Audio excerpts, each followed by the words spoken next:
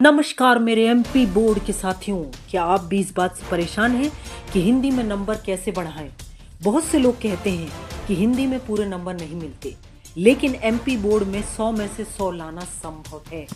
आज के इस वीडियो में मैं आपको एमपी बोर्ड के नए ब्लूप्रिंट के हिसाब से वो रणनीति बताऊंगी जिसे फॉलो करके आप बोर्ड परीक्षा 2026 में अपनी जगह मेरिट लिस्ट में बना सकते हैं।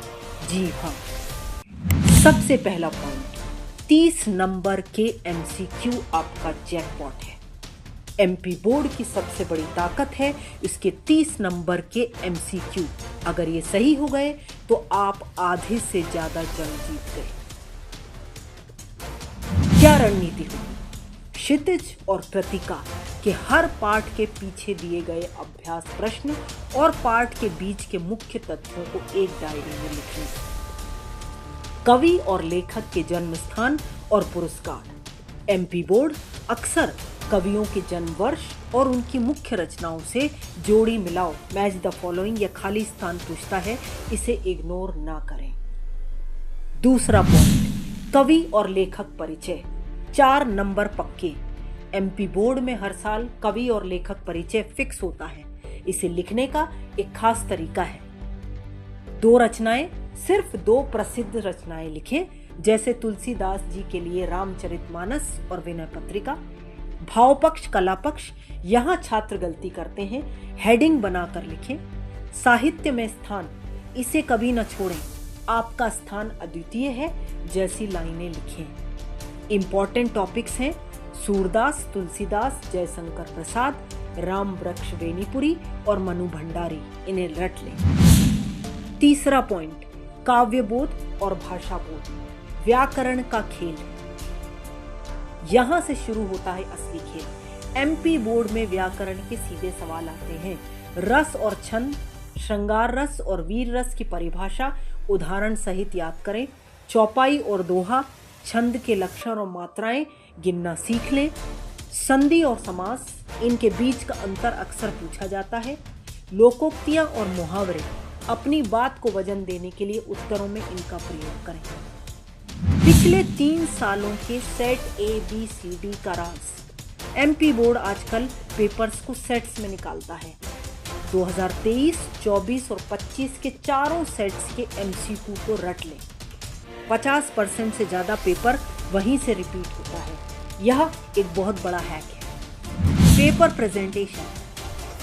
पेपर प्रेजेंटेशन के लिए एग्जामिनर और आपकी कॉपी को कैसे देखते हैं?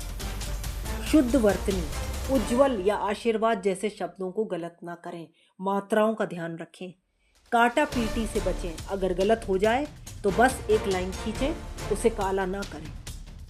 उत्तर के बीच लाइन, हर 2 नंबर या 3 नंबर के सवाल के बाद स्केल से लाइन खींचें।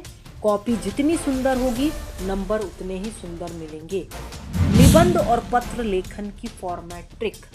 निबंध, जब निबंध पॉइंट्स में आते हैं कि प्रस्तावना और उपसंहार लिखना अनिवार्य है। कम से कम 3 से 4 हेडिंग्स जरूर डालें।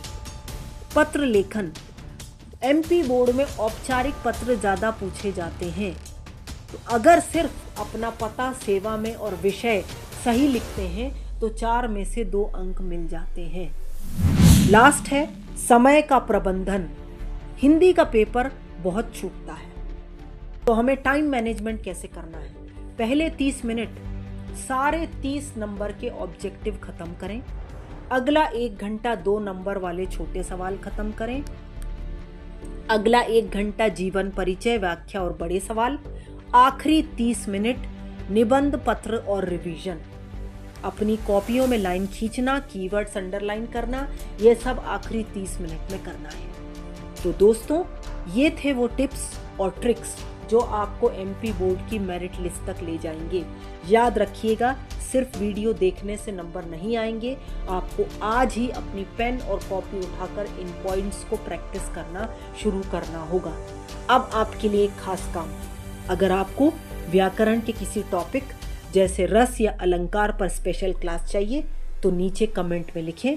साथ ही मैंने आपके लिए मोस्ट इम्पॉर्टेंट क्वेश्चन की एक लिस्ट तैयार की है, जो आपको मेरे टेलीग्राम चैनल या डिस्क्रिप्शन लिंक पर मिल जाएगी। अगर इस वीडियो से आपकी थोड़ी भी मदद हुई हो तो इसे कम से कम अपने दोस्तों के साथ शेयर करें ताकि वो भी हिंदी में कमाल कर सकें। मिलते हैं अगले वीडियो में, तब तक के लिए पढ़ते रहें और फोड़ते रहें। जय हिंद, जय मध्य प्रदेश।